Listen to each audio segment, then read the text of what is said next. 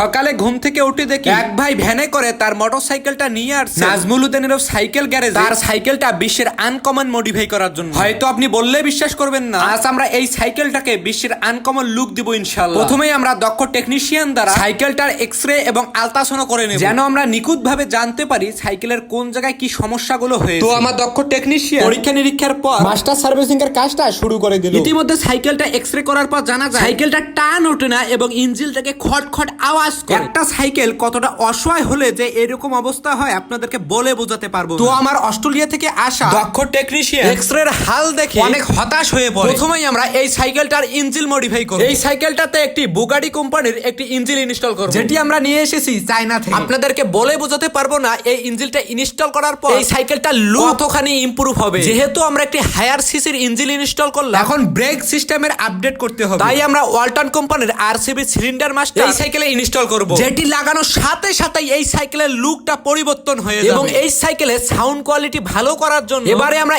Exhaust লাগানোর পরিবর্তে DJI কোম্পানির একটি বক্সে সেট করে দেব এই সাইকেল, যাতে সাউন্ড কোয়ালিটিটা অনেক সুন্দর লাগে। এবং ডিজিটাল মিটারের পরিবর্তে পুরো পিসিটাই এখানে সেটআপ করে দেব। হয়তো আপনারা বললে বিশ্বাস করবেন না, আজকে আমরা এই সাইকেলটাকে বিশ্বের আনকমন লুক দিয়েই ছাড়ব। রাইডার ভাই আমাদেরকে বলেছিল যতই টাকা লাগে তবুও তার সাইকেলটাকে বিশ্বের আনকমন লুক দিতেই হবে। তাই আমরা সাইকেলের সামন বরাবর একটি রকেটের চাকা ইনস্টল করি। এখন আপনারা ভাবতেই পারেন রকেটের চাকাটা সাইকেলের গলায় সেট করলাম কেন? এটা শুধুমাত্র বিশ্বের আনকমন লুক দেওয়ার জন্য আমরা এই সাইকেলটাকে এইভাবে মডিফাই করি। আপনার কাছে মডিফাইটি কেমন লাগলো অবশ্যই জানাবেন। পরে সাইকেলটার মডিফাইয়ের কাজ শেষ হলে ট্যাক্সি করে রাইডার ভাইয়ের কাছে সাইকেলটা আমরা হস্তান্তর করে দেই। আপনার সাইকেলটা নিয়ে নাজমুল উদ্দিনের সাইকেল গ্যারেজে কবে আসতেছেন?